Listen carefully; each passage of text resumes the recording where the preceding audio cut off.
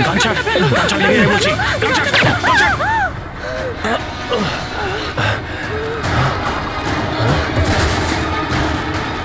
এই, গুলি করে দিলে, গুলি করে দিল। হ্যাঁ, খুন খুন করেছে, খুন করে দিয়েছে পুলিশ, খুন করেছে পুলিশ। এই, আরেকটা গুলি কে চালালো?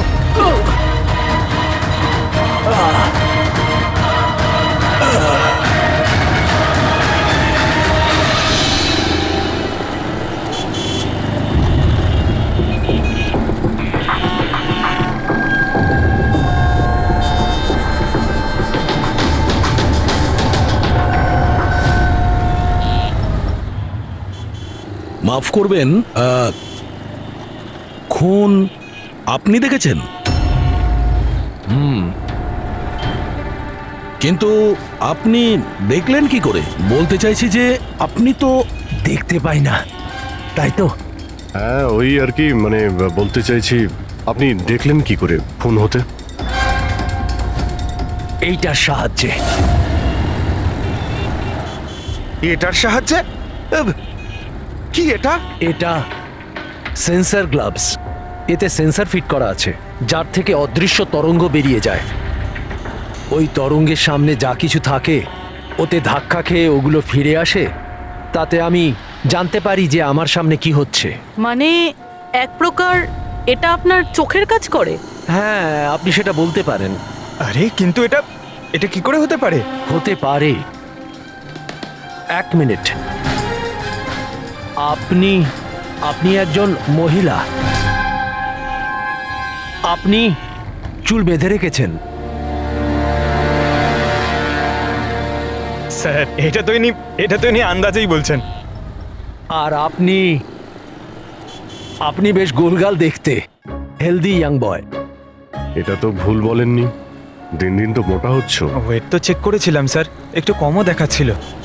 আপনি বলছেন যে এই ডিভাইসের সাহায্যে আপনি দেখেছেন কাউকে খুন হতে? একটা মেয়ের খুন হয়েছে স্যার, তাকে গুলি করা হয়েছে, গুলি। কোথায়? আই মিন এখানেই কাছাকাছি? না, এখানে নয়, এই এই জায়গাটা একটু এবড়ো খেবড়ো। ওটা খুব স্মুথ ছিল, ওখানে সিঁড়িও ছিল না। আচ্ছা, আপনি ওই জায়গা থেকে এখানে কি করে এলেন? জানি না, ঘটনাস্থলে কেউ আমাকে এখানে পিছন থেকে মারলো, আর তারপর আর কিছু জানি না। চোখ খুলে দেখলাম আমি এখানে। সঞ্জীব বাবু, কাল রাতে কি হয়েছিল আপনি আপনি ডিটেলসে বলুন আমাদের। আসলে আমি কাজ থেকে ফিরছিলাম, আর তখন আমার অটোটা একটা সিগন্যালে দাঁড়ায়। হে, হে, হে, ওদিকে কি, ওদিকে কি, কি? আরে ভেতর থেকে তুমি একটা মেয়ের চিৎকার শুনতে পেলে না? মেয়ের চিৎকার? কি বলছেন কি আপনি? ও, বের বললো। কি বলছেনটা কি আরে, আপনি? আচ্ছা নাও, এটা তুমি রাখো, রাখো। ঘটনাস্থলে আমি যখন পৌঁছলাম তখন দেখলাম যে একটা ছেলে আর একটা মেয়ে ছিল। ছেলেটার হাতে পিস্তল ছিল, গান। দুজনে ঝগড়া করছিল, ধস্তাধস্তি হচ্ছিল। খুন করেছে পুলিশ। এই, আরেকটা গুলি। ব্যাস, যখন আমার চোখ খুলল তখন ওই ছেলেগুলো আমার গ্লাভস চুরি করবার চেষ্টা করেছিল, আর আমি ওদের ধরে ফেলি।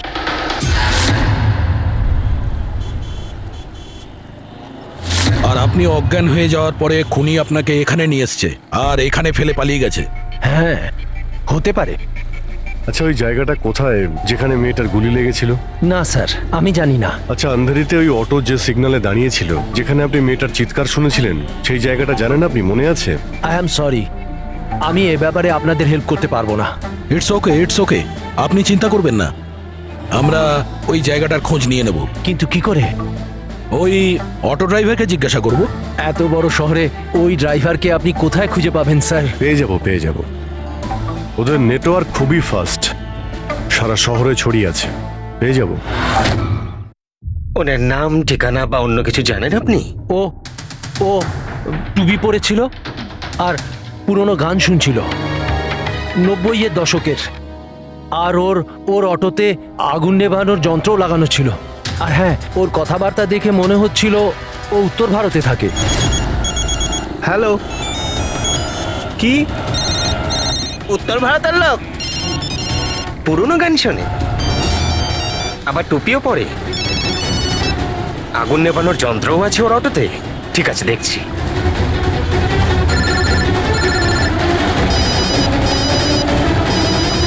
হ্যালো। হ্যালো রাজু, হ্যাঁ ভাই। সিআইডি অফিসারেরা একজন অটো চালককে খুঁজছে যে টুপি পরে আর ওর গাড়িতে নাকি একটা আগুন নেভানোর যন্ত্র লাগানো আছে। টুপি ঋষিত হবে ভাই। হ্যাঁ রাজু বল। ঋষিত, কাল রাতে কি আন্ধেরির কোনো সিগন্যালে ছিলিস? হ্যাঁ ছিলাম তো, বল। ওখানে কোনো প্যাসেঞ্জার নেমেছিল নাকি? হ্যাঁ কিন্তু ও তো অন্ধ ছিল। কি হয়েছে নাকি বল। আরে ওর সাথে একটা দুর্ঘটনা ঘটে গেছে। সিআইডির লোকেদেরকে নিয়ে এসেছে, তোর সাথে দেখা করতে চায়। সিআইডি? সঞ্জীব বাবু, দেখে বলুন তো যে এই অটোওয়ালা কিনা। মনে পড়ছে কিছু আপনার? হ্যাঁ স্যার, ইনিই তো ছিলেন। হ্যাঁ, এই ছেলেটা। স্যার আমি কিছু করিনি স্যার, আমি কোনো চিৎকার শুনিনি স্যার। হ্যাঁ স্যার, ইনি চিৎকার শুনেছিলেন, কিন্তু আমার স্ত্রী অসুস্থ ছিল, আমার হসপিটাল যাওয়ার ছিল, তাই আমি ওনাকে ছেড়ে চলে গেছি। আরে ভয় পেও না, তোমায় কেউ কিচ্ছু বলবে না। তুমি বলো এই লোকটাকে তুমি কোথায় নামিয়েছিলে? এই তো এই সিগন্যালে ছেড়েছি স্যার। তারপর ওই সিগন্যাল থেকে কোন দিকে গিয়েছিলেন উনি? এই সামনের গলিটার মধ্যে স্যার। ঠিক আছে, তুমি যাও। Thank you very much, thank you. আসুন। আসুন সঞ্জীব বাবু। অটোওয়ালা আপনাকে এই গলির মধ্যে আসতে দেখেছিল। এখানে দুটো রাস্তা আছে, একটা এটা আর একটা ওটা।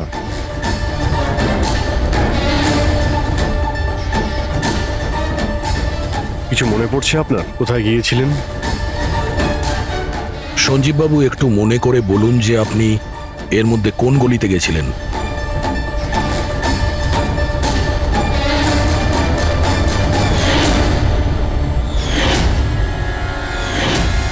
একটা পাখির মতো দেখতে মূর্তি ছিল। চলো আমরা এখান থেকে শুরু করি। সামনে।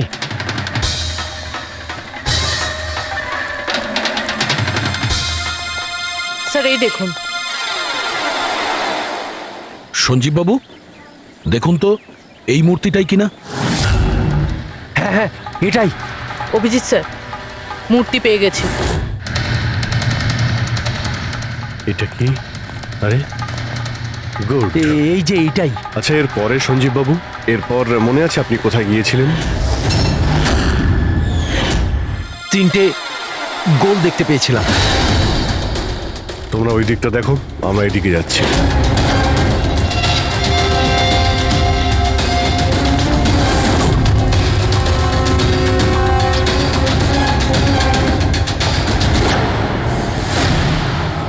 স্যার,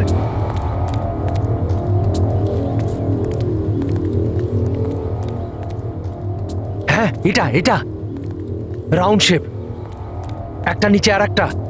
এরপর এরপর এরপর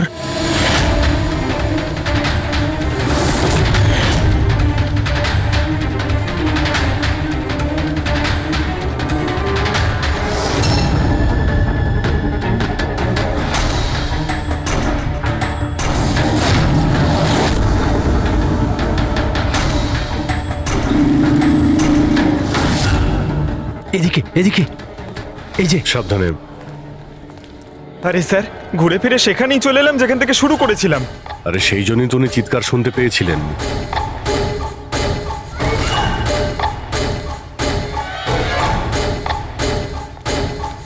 স্যার, এই জায়গাটা একেবারে জনবসতির মাঝখানে, তাহলে গুলি চলার আওয়াজ কেউ শুনতে পাইনি কেন? কারণ গানে সাইলেন্সার লাগানো ছিল।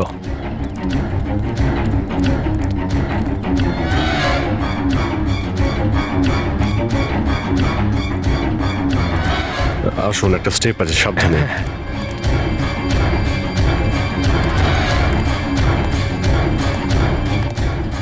না না, ঠিক আছে।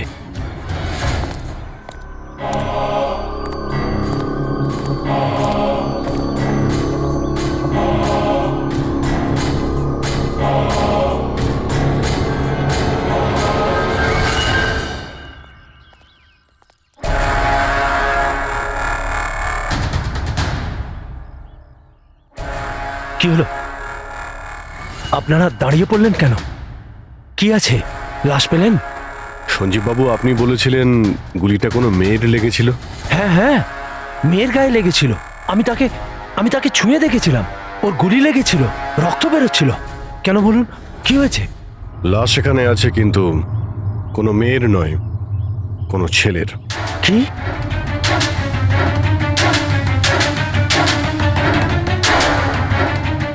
He is dead.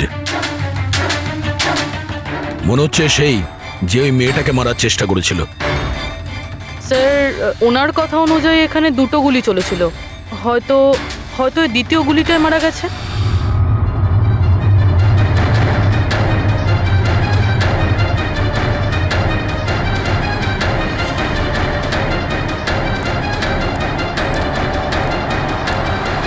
Sir sir এখানেও তো রক্ত পড়ে আছে। ওটা যদি ওর রক্ত না হয় তাহলে ওই মেয়েটার হতে পারে। গুলি তো ওর এখানেই লেগেছিল স্যার। যদি মেয়েটার এখানে গুলি লাগে তো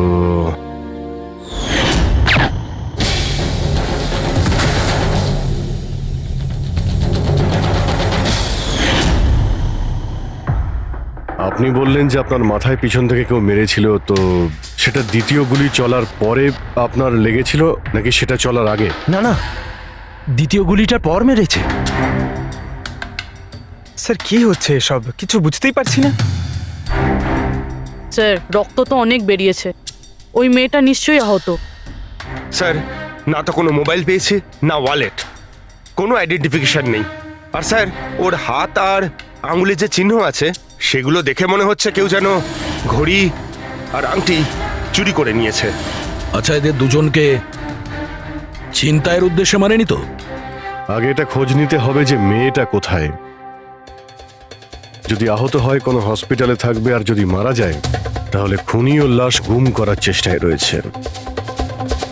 মিসিং পারসন ব্যুরোতে খোঁজ নিয়ে দেখো তো এর ব্যাপারে কিছু জানতে পারা যায় কিনা। বস, ক্রাইম স্পটে ওই জায়গাতে মাটির ওপর যে রক্ত পাওয়া গেছিল, ডিএনএ টেস্ট অনুসারে ওই রক্তটা কোনো মেয়ের।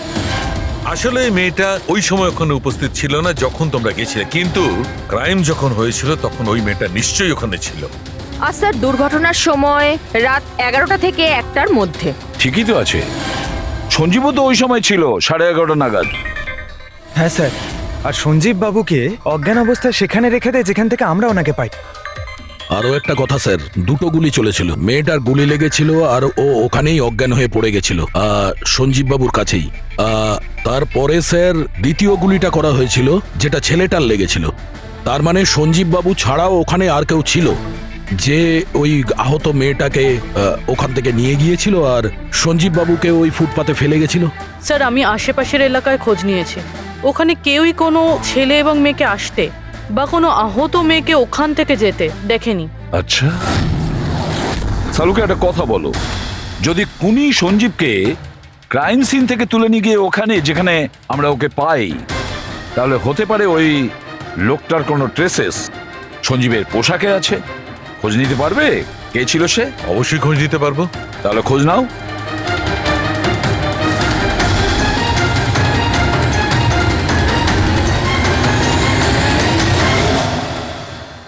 স্যার, লাশ শনাক্ত করা গেছে। ওর নাম হলো অনিকেত স্যার, আর ওর বাড়ির লোকজনও হারিয়ে যাওয়ার রিপোর্ট লিখিয়েছিলেন। অনিকেত, দেখুন আপনার ভাই অনিকেতের বডি আমরা বন্ধ কারখানায় পেয়েছিলাম। আপনারা কি বলতে পারবেন উনি কেন এখানে এসেছিলেন? আপনার ভাইয়ের খুন হয়েছে, আশা করব আপনারা আমাদের কাছে কিছুই লুকোবেন না। যদি আপনারা সত্যি না বলেন তাহলে আমরা তো খুনিকে ধরতেই পারবো না। স্যার এরকম কিছু নয় স্যার, গত কয়েকদিন ধরে খুবই অদ্ভুত বিহেভ করছিল। অদ্ভুত মানে? প্রায় বাইরে থাকতো স্যার, সারাদিন। আমরা অনেকবার জিজ্ঞাসা করার চেষ্টা করেছি কিন্তু কিচ্ছু বলতো না। গতকাল সকালেও 11টা নাগাদ চলে গেছিল, কোথায় গেছিল কিচ্ছু বলেনি। সারা দিন ধরে স্যার ঘরে ফেরেনি, সকালে উঠে দেখি সারা রাতেও বাড়ি ফেরেনি। তারপরে গিয়ে আমি পুলিশের কাছে কমপ্লেন করি। তো সারাটা দিন ফোনে কোনো কথা হয়নি? স্যার আমি ওকে সারাদিন ধরে ফোনে কল করছিলাম কিন্তু ফোনেই পাচ্ছিলাম না ওকে। এরকম কবে থেকে চলছিল? স্যার জানি না কবে থেকে, গত কয়েক বছর ধরে তো সিঙ্গাপুরেই ছিল। এই তো কিছু মাস আগেই ইন্ডিয়া এলো, তখন থেকেই এরকমই বিহেভ করছিল। সিঙ্গাপুরে কি কাজ করতেন ইনি? ওখানে হোটেলে জব করতো। এ বিবাহিত ছিল? না স্যার, বিবাহিত ছিল না। কোনো মেয়ের সাথে এর সম্পর্ক ছিল? কারণ মরার আগে ও কোনো মেয়ের সঙ্গে ঝগড়া করছিল। জানি না স্যার, আমরা কিছুই জানি না এর কোনো মহিলার সঙ্গে কোনো অ্যাফেয়ার বা বন্ধুত্ব আছে কিনা, কিছুই জানি না।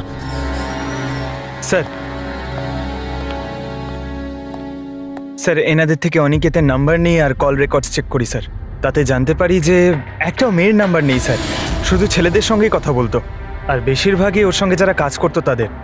আর স্যার মৃত্যুর আগেও ও কাউকে ফোন করেনি নিজের ফোন দিয়ে। কোনো মেয়ের নাম্বার পাওয়া যাচ্ছে না, এটা তো খুব অবাক কাণ্ড। স্যার খুবই সাদাসিধে লোক ছিল, শুধু নিজের কাজ নিয়েই ব্যস্ত থাকতো। ঠিক আছে, আপনারা যেতে পারেন। যদি দরকার হয় আপনাদের ডেকে নেব।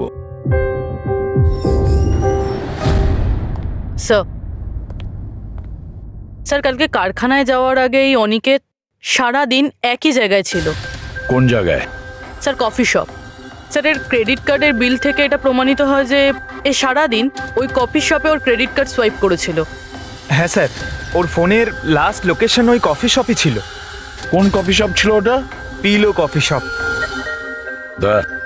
যাও ওই পিলো কফি শপে আর খোঁজ না ও সারাদিন বসে কি করছিল। স্যার,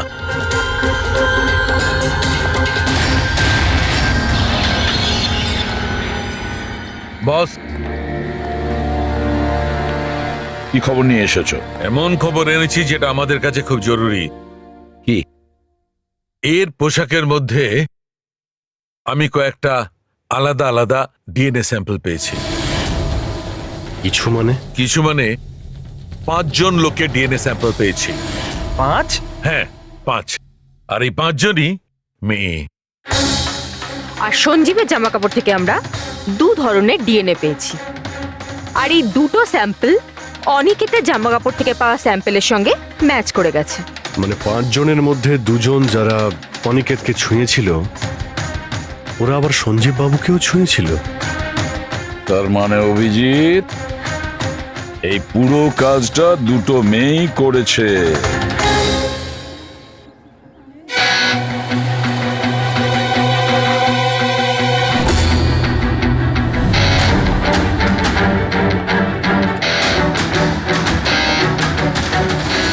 আচ্ছা, এই ছবিটা দেখুন, আপনি একে চেনেন? কালে সারাদিন এখানে আপনার ক্যাফেতেই ছিল। হ্যাঁ স্যার, এই কালকে সারাটা দিন এখানেই ছিল, আর রাতে এই ধরুন 10:30 আশেপাশে এখান থেকে বেরিয়েছিল। এ একা ছিল নাকি এর সাথে আরো কেউ ছিল? নিতু, এদিকে একটু এসো। এই ফটোটা একটু দেখো, এ কালকে এখানেই ছিল না? এনাদেরকে এটা বলো যে কালকে একা ছিল না, কারোর সাথে ছিল। ইনি তো অনিকেত। ইনি কখনো একা আসতেন না, সবসময় ভিড় নিয়ে আসতেন। মহিলা আর মেয়েদের ভিড়। আর শুধু কালই নয়, ইনি আমাদের রেগুলার কাস্টমার, প্রায়ই এখানে আসেন। আচ্ছা, ও রোজ একই মেয়ের সাথে আসতো না আলাদা আলাদা? আলাদা আলাদা আসতো স্যার, আর দিনে কম করে 3 থেকে 4 জন। খুবই পাকা খেলোয়াড় ছিলেন ইনি। একবার তো আমি ওনাকে জিজ্ঞাসাও করেছিলাম যে এতগুলো মেয়ের সাথে বন্ধুত্বটা হলো কি করে। তো উনি আমাকে বলেছিলেন যে ওনার মোবাইলে একটা অ্যাপ আছে, কোনো ডেটিং অ্যাপ, ওখানেই ওনার এই মেয়েগুলোর সাথে পরিচয়।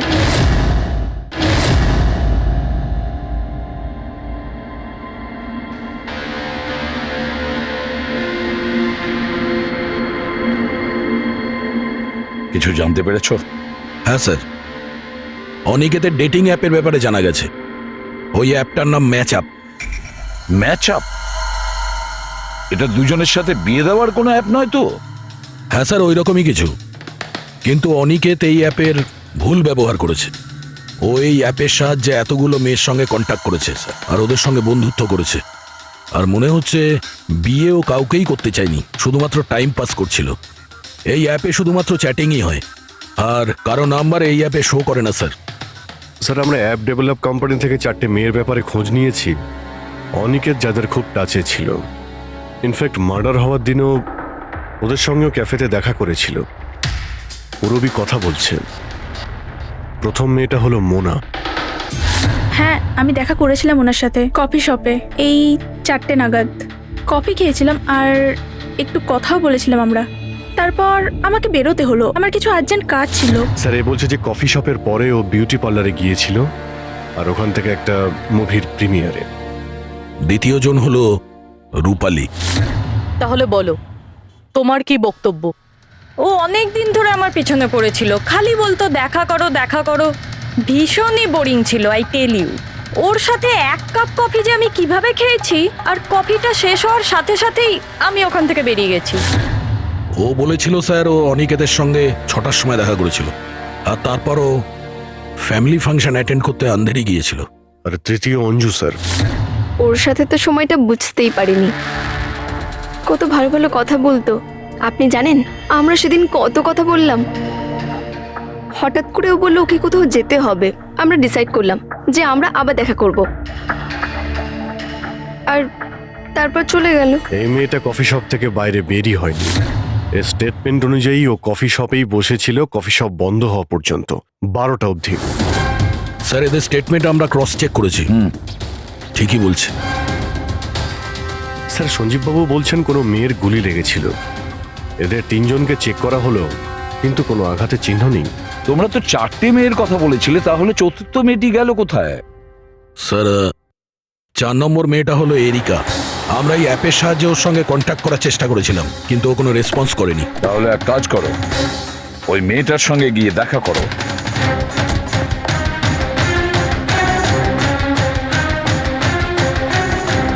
রজত, তাড়াতাড়ি রেডি হও। আর কত সময় নেবে? এতটা সময় তো মেয়েরাও নেয় না। আসছি বাবা, জাস্ট 2 মিনিট। Excuse me. হ্যাঁ বলুন, কাকে চাই? এরিকা। হ্যাঁ আমি, কিন্তু আপনারা? সিআইডি। সিআইডি? এসব কি? হ্যাঁ কি হয়েছে স্যার? স্যার কোনো প্রবলেম হয়েছে? আপনাকে আমরা মেসেজও করেছিলাম ম্যাচ আপ অ্যাপ থেকে। আপনাকে সিআইডি ব্যুরোতে আসতে বলেছিলাম, আপনি আসেননি তো আমাদের আসতে হলো। Match up app? এটা কি? Dating app. Dating app? তুমি এই ডেটিং অ্যাপে কি করছো? হ্যাঁ শোনো, ওনাদের কোনো ভুল হচ্ছে, আমি কোনো ডেটিং অ্যাপে নেই। সেটা কিভাবে হতে পারে? আপনার প্রোফাইল আছে, আপনার ডিসপ্লে পিকচার রয়েছে। শুনুন, আমি একজন বিবাহিতা, আমি কোনো ম্যারেজ সাইট বা ডেটিং অ্যাপে নেই। ইনি আমার হাজব্যান্ড রজত, আর আমি ওনার সাথে বিয়ে করে খুব হ্যাপি। আমার এসব করার কোনো প্রয়োজন নেই। ম্যাডাম, আপনি যদি সত্যি বলেন তাহলে এটা কি? আপনার প্রোফাইলে এই ডেটিং অ্যাপে কি করে? দেখুন, আমি সত্যি বলছি, আমি জানি না এটা কি। আমি এরকম কোনো প্রোফাইলই বানাইনি। তো আপনি এটা বলতে চাইছেন যে আপনার নামে কেউ ফেক আইডি বানিয়েছে? আচ্ছা, আপনি কোনো অনিকেত নামে কাউকে চেনেন? অনিকেত? এই লোকটা? না স্যার, আমি একে চিনি না। স্যার কি করছেন আপনারা? কেন আমাদেরকে ডেকেছেন? আমরা আপনাদের বলিনি, কিন্তু অনিকেত, যার সঙ্গে আপনারা কফি শপে দেখা করেছিলেন, ওর খুন হয়ে গেছে ওই রাতেই। কিন্তু স্যার আমরা ওকে কেন মারবো? আমরা তো ওকে ঠিকমতো চিনতামই না। ইনফ্যাক্ট এই ঘটনার কিছুদিন আগে তো ওর সাথে চ্যাট হয়েছিল আমার অ্যাপে। হ্যাঁ, আর ওই দিনই তো আমি প্রথমবার দেখা করেছিলাম ওর সাথে। আর আমার সাথে তো ওর সেরকম কোনো শত্রুতাও ছিল না। আর আমি তো ওই অ্যাপেই নেই, এমনকি আমি ওকে চিনিও না। ওই অ্যাপের প্রোফাইলে আপনার পার্সোনাল পিকচার ছিল, সেই পিকচার আপনার ফোন থেকেই নেওয়া হয়েছিল। কোনো স্ট্রেঞ্জারের কাছে আপনার ছবি কিভাবে আসবে? ম্যাম, আমি জানি না আমার ছবি কিভাবে ওর কাছে গেল। আমার ফোন কিছুদিন আগে হারিয়ে গিয়েছিল।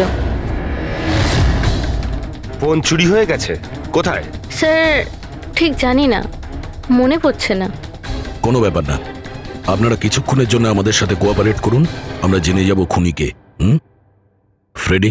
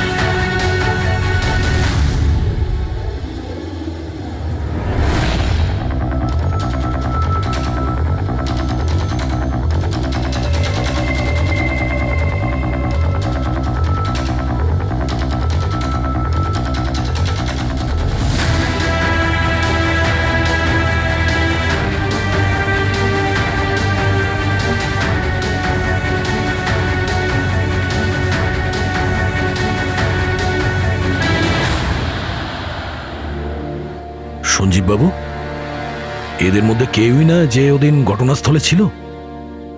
এদের মধ্যে কেউ নয়। ঠিক আছে, আপাতত আপনারা যেতে পারেন। Thank you.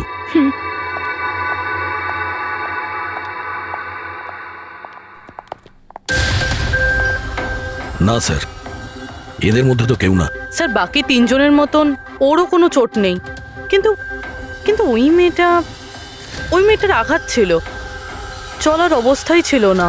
কিন্তু শালুকে যে আমাকে বলল ও সঞ্জীবের পোশাকে যে ডিএনএ টেস্ট করেছিল তাতে তো দুটো মহিলার ট্রেসেস পাওয়া গেছে। ঠিক আছে, কিন্তু একজন আহত হতে পারে, আরেকজন সেও তো ওই চারজনের মধ্যে একজন হতে পারে। স্যার এই চারজনের জল খাওয়ার গ্লাসগুলো ফরেন্সিকে পাঠিয়ে দিয়েছি, রিপোর্ট আসবে। স্যার, হ্যাঁ স্যার ওই দুটো মেয়ের ডিএনএ এই চারজনের সঙ্গে ম্যাচ করেনি। কি ম্যাচ হচ্ছে না? তাহলে মেয়ে দুটোকে পাবো কি করে? এক মিনিট। কি হলো সঞ্জীব?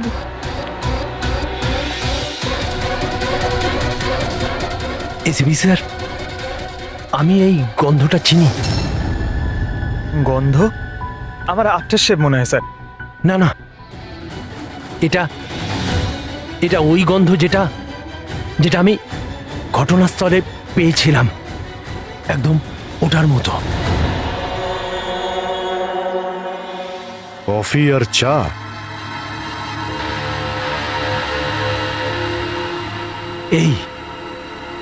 এই গন্ধটা ঘটনাস্থলে, এই গন্ধটাই ছিল।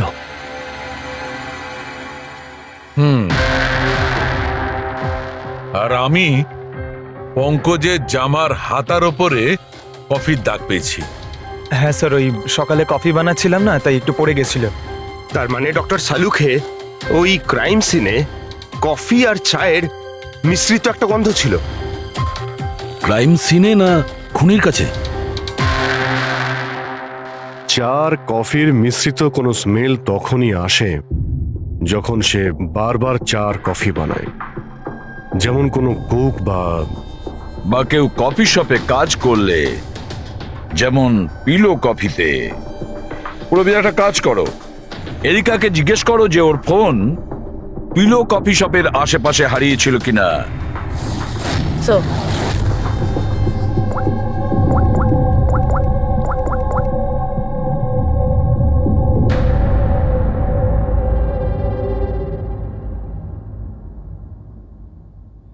স্যার, হ্যাঁ স্যার ওনার ফোন ওখানেই হারিয়েছিল, ওই কফি শপে।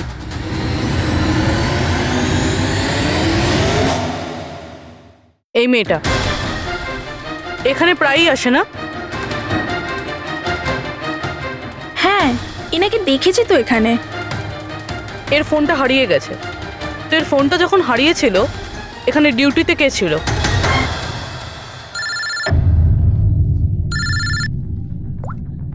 হ্যালো,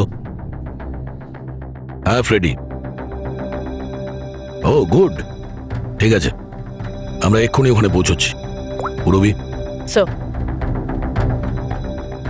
ফ্রেডির ফোন ছিল, ওই হসপিটালটার খোঁজ পাওয়া গেছে যেখানে ওই আহত মেয়েটা ভর্তি আছে। স্যার ওই মহিলাই যে অনিকেতের খুন করেছিল? হ্যাঁ ওই মেয়েটা, আমাদের এক্ষুনি ওখানে যেতে হবে। স্যার আমাদের এখন বেরোতে হবে, কিন্তু যতক্ষণ অবধি জিজ্ঞাসাবাদ কমপ্লিট না হচ্ছে কেউ কফি শপ থেকে বেরোবে না।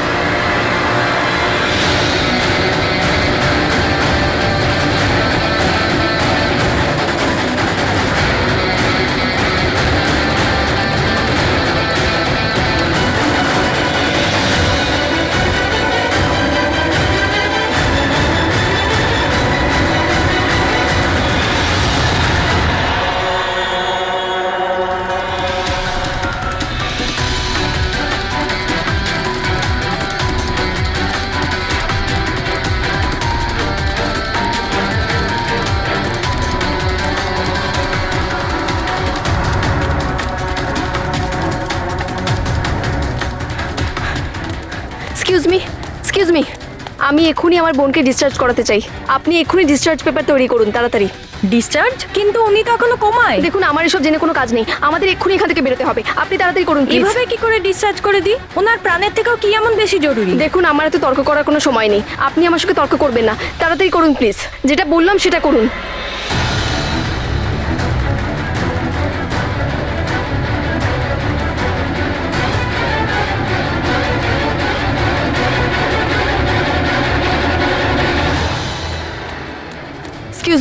এক্সকিউজ মি, আমার দিদি স্বপ্নাকে এক্ষুনি ডিসচার্জ করাতে হবে, এক্ষুনি। ওর বিলের টোটাল অ্যামাউন্টটা বলবেন প্লিজ।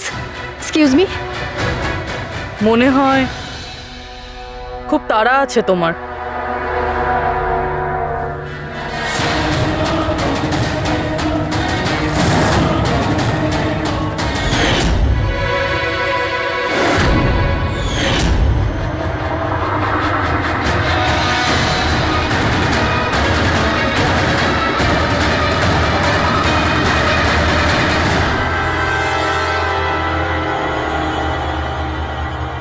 ক্যাফেতে ওই ফোন কলটা, ওটা আমাদেরই প্ল্যান ছিল। আমরা এটাই দেখতে চাইছিলাম যে ওই আহত মেয়েটার মিথ্যে খবরের জালে কে ফাঁসে। আর তুমি ফেসে গেলে। এটাও ভাবলে না যে সিআইডি তোমাকে ফলো করছে। তুমি নিজেই আমাদের এখানে নিয়ে এসেছো, আর তাই পালিয়ে কোনো লাভ নেই। সেই জন্য তোমার জন্য এটাই ভালো হবে, নিজের অপরাধ স্বীকার করে নাও।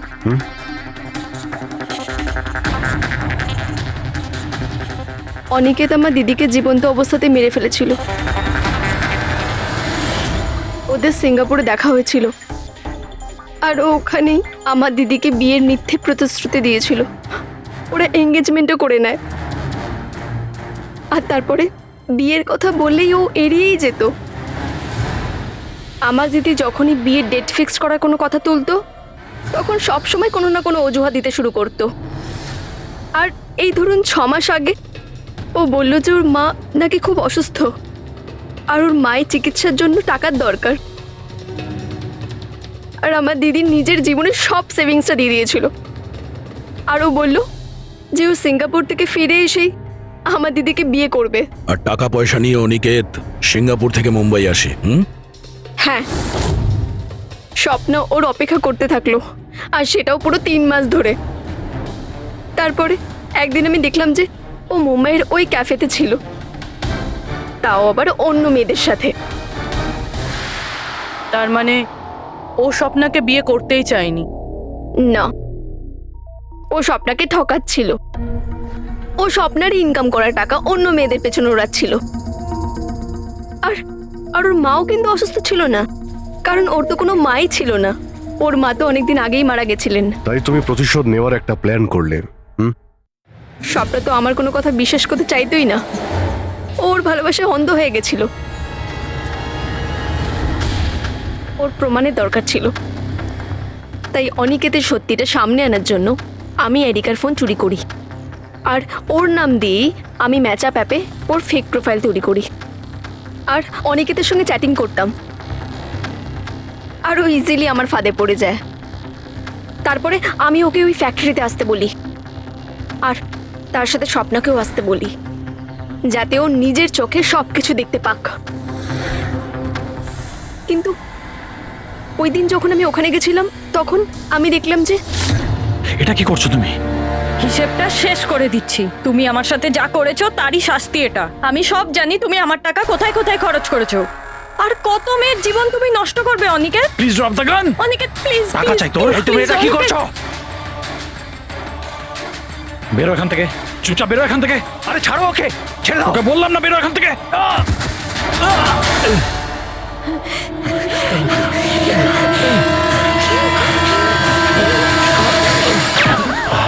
এই, গুলি করে দিলে, গুলি করে দিল। হ্যাঁ, খুন খুন করে দিয়েছে পুলিশ। এই আরেকটা গুলি কে চালালো? আরেকটা গুলি চালিয়েছে পুলিশ।